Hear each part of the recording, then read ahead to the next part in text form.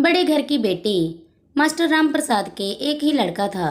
बाकी 4 लड़कियां थी जिनका ब्याह करने में मास्टर साहब की कमर झुक गई थी, एड़ियां घिस गई थी। बेटा सभी बेटियों के बाद पैदा हुआ था। दरअसल मास्टर राम प्रसाद ने बेटा पाने की लालसा में 4 बेटियों को जन्म दे दिया था। जैसी घर की माली हालत थी उस हिसाब से काफ़ी लाड प्यार से पला था।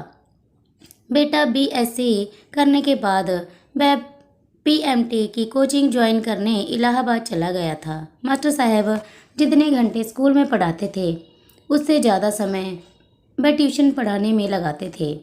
बच्चों को पढ़ाने का उन्हें बहुत शौक था। वह चाहते थे कि उनके बच्चे कम से कम ग्रेजुएट तो हो ही जाएं, और मास्टर साहब की यह मुराद पूरी भी हो गई। बेटे को छोड़कर उनकी सभी लड़कियां पोस्ट ग्रेजुएट हो गईं। वे चाहते थे कि उनका बेटा एमएससी करके पीएचडी करे और किसी कॉलेज में अध्यापक की कुर्सी संभाले, लेकिन लड़के ने एमएससी करने से इनकार कर दिया। लाड प्यार में पले लड़के ने साफ साफ कह दिया था, बाबूजी मैं 2-2 घंटे लैब में नहीं खड़ा रह सकता। इलाहाबाद में कोचिंग करते रहते हुए लड़का एक सरल लड़की के प्रेम में फंस गया। दोनों ने एक दूसरे के साथ मरने जीने की कसम ले ली थी। शादी करेंगे तो एक दूसरे के साथ, नहीं तो सारी जिंदगी कुंवारे ही रहेंगे। सीपीएम में एमटेक में दोनों साथ साथ बैठे, पर मास्टर साहब का इकलौता बेटा आंखों का तारा 3-3 कोशिशों के बाद भी उसमें सफल नहीं हो सका, जबकि उसकी प्रेमिका पहली ही बार उसमें सफल हो गई। उसने मेडिकल कॉलेज ज्वाइन कर लिया था। मास्टर राम प्रसाद का बेटा सड़क शाप मजनुओं की तरह आवारागर्दी करने लगा। मास्टर साहब उसके पीछे हमेशा पड़े रहते थे, जिसका नतीजा यह हुआ कि यह कंपटीशन की तैयारी करने लगा और बैंक में नौकरी पा गया। नौकरी करते उसे अभी 6 महीने ही बीते थे कि लड़कियों के पिता मास्टर साहब के खपरेल के मकान में पंक्तिबद्ध होने लगे। मास्टर साहब ने लड़की के पिता होने की पीड़ा बहुत भोगी थी। उस समय न जाने कितनी बार उन्होंने अपमान का कड़वा घूंट पिया था। जब वह अपनी कन्याओं के लिए संयोग बरों की तलाश कर रहे थे, इसीलिए मास्टर साहब विवाह के हर प्रस्ताव पर बड़ी सहानुभूतिपूर्वक विचार करते थे। समय के अनुसार लड़के की राय जानना भी वह जरूरी समझते थे। लड़का हर प्रस्ताव पर नाक भो सिकोड़ता। मास्टर साहब समझ नहीं पाते थे कि आखिर बेटा चाहता क्या है। कभी कभी उन्हें भीतर ही भीतर गुस्सा भी आता। लड़का कितना हृदयहीन है, पिता की भी इज्जत करना भूल गया है। पर बेटा करता भी क्या, उसके पास तो एक ही हृदय था जिसे वह पहले ही किसी को अर्पित कर चुका था। एक दिन मास्टर साहब ने लड़के को अपनी पुश्तैनी छड़ी में इशारा करते हुए अपने पास बुलाया। लड़का भीतर ही भीतर डरा। हालांकि वह 23 साल का हो चुका था, लेकिन जानता था कि बाबूजी का गुस्सा बहुत तेज है। जब वह गुस्से में बोलते हैं तो लगता है कि आकाश में बिजली कड़क रही है। वह संभलते हुए उनके पास गया और 6ठी-7वीं क्लास के बच्चे की तरह उनके सामने बैठ गया। मास्टर साहब ने उसे प्यार से निहारा, उसके सिर पर हाथ फेरा और बोले, तने तू चाहता क्या है बेटे? तेरे मन में कुछ और हो तो बता। तने भीतर ही भीतर चहक उठा, बाबूजी एक लड़की है दुनिया में। तुझे एक ही लड़की नजर आई? बाबूजी वह लड़की है जिससे मैं शादी करना चाहता हूँ। किसकी लड़की है? कहाँ रहती है? उसके पिता का नाम श्री राजकुमार है। लड़की इलाहाबाद मेडिकल कॉलेज में पढ़ रही है। उसका आखिरी साल है। इसी शहर में है।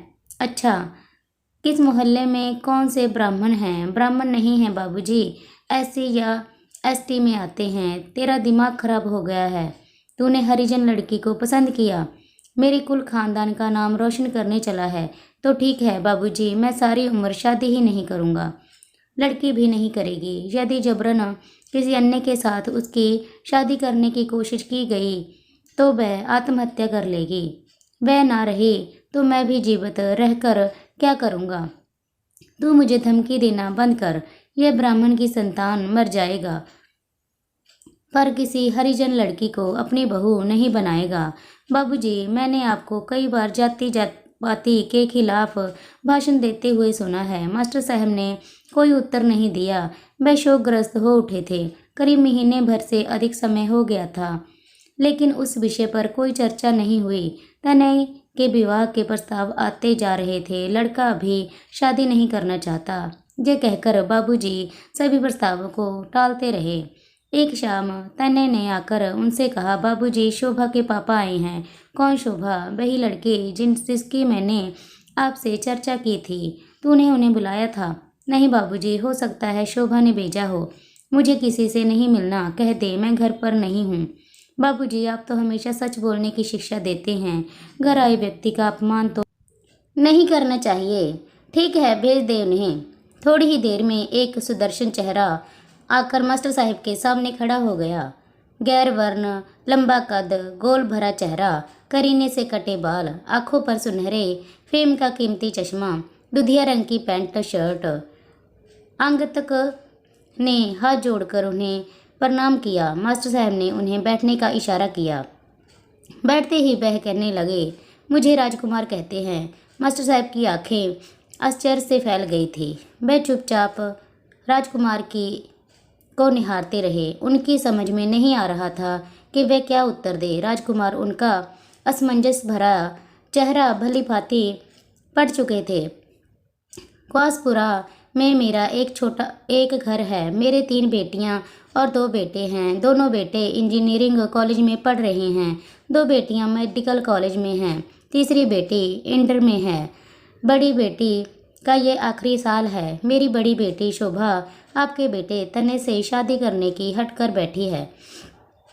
तने उसका सहपाठी रहा है। मैंने उसे बहुत समझाया कि इस देश में जातीयता की जड़ें बहुत गहराई तक गई हैं। जातियां कर्म के आधार पर बनी थी, लेकिन धीरे धीरे जन्म को ही जातीयता का आधार मान लिया गया।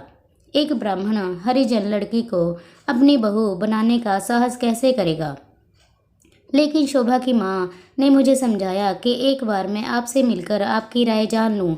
हो सकता है कि आप जाति पाति को ना मानते हों, इसीलिए आपको कह दिया।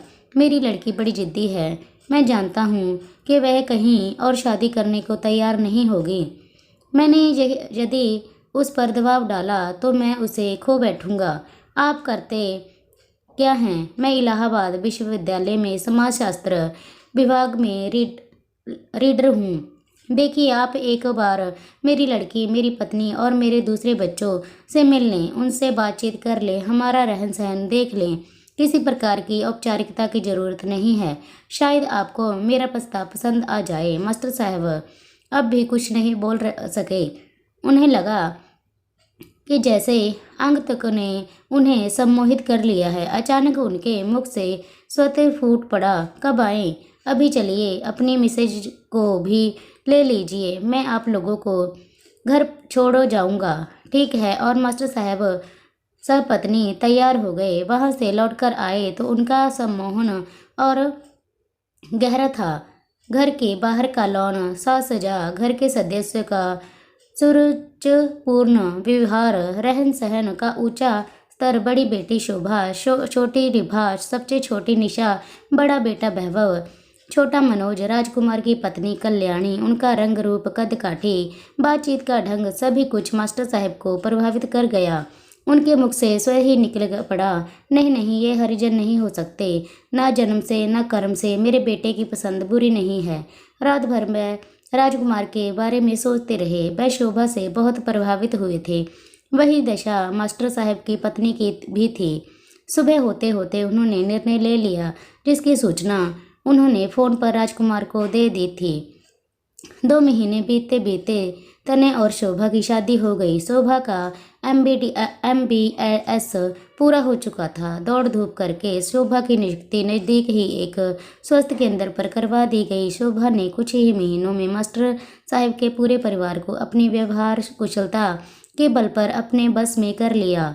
तनय राशि प्रकृति का व्यक्ति था। उसे अपने घर का खान पान अब पसंद नहीं आ रहा था।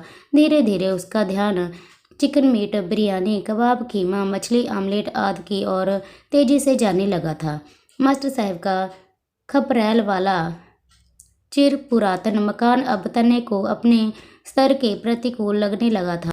शोभा उन्हें समझाती, रुपए एकत्र होने दो, फिर जमीन लेकर कहीं ढंग का मकान बनवा लेंगे। पर अम्मा बाबूजी भी तो साथ रहेंगे होंगे, क्यों, वह कहाँ जाएंगे, वह तो रहेंगे ही। अब मुझे ये साग पात अच्छा नहीं लगता, मुझे मांसाहारी भोजन चाहिए। गला तरह करने के लिए अंग्रेजी शराब और साकी बनी मेरे सामने खड़ी तुम। यह तभी संभव होगा जब हम अपना अलग मकान लेकर रहेंगे। यह नहीं हो सकता जब तक अम्मा बाबूजी हैं। मैं इन्हें नहीं छोड़ सकती। मैं ऐसा कोई काम नहीं करूंगी जिससे अम्मा बाबूजी को किसी प्रकार का भी कष्ट पहुंचे। यही मुझे सिखाया गया है। मतलब तुम अम्मा बाबूजी के लिए मेरी भी भावनाओं का खून कर दोगी। तुम इसका जो भी अर्थ लगाओ, मेरे लिए अम्मा बाबूजी पहले हैं, बाद में तुम। यही तुम्हारा प्रेम है। तुम प्रेम की गलत परिभाषा दे रहे हो। प्रेम संकुचित नहीं होता, सच्चा प्रेम जोड़ता है, तोड़ता नहीं। ये कहकर शोभा रसोई में जाने के लिए अपने कमरे से निकली तो सामने मास्टर साहब को खड़े देखा तो ठिठक गई। मास्टर साहब ने आगे बढ़कर उसके सिर पर हाथ रखा और कहने लगे, बेटी सचमुच तुम बड़े घर की लड़की हो। तुम्हारे सामने मेरा ही खून छोटा हो गया। हमारा चिर पुरातन बड़े होने का गर्व आज खंड खंड होकर बिखर गया। सुखी रहो बेटी, तने हमेशा तुम्हारे अनुकूल रहे। कहते कहते मास्टर साहब का गला भर गया। उसके बाद और कुछ नहीं कह सके। वह बाहर बैठक में जाने के लिए आगे बढ़े ही थे कि शोभा ने उन्हें रोकते हुए कहा, बाबूजी, आपने मुझे इतना आशीष दिया, बदले में मुझे अपनी चरण रज तो लेने दें। मास्टर साहब के बढ़ते कदम रुक गए। शोभा ने आगे बढ़कर उनकी चरण धूल अपने मस्तक पर लगाई। मास्टर साहब कुछ सोचते हुए से अपनी जगह पर खड़े रह गए। फ्रेंड्स, स्टोरी अगर पसंद आई हो तो लाइक कीजिए, शेयर कीजिए और सब्सक्राइब कीजिए। धन्यवाद।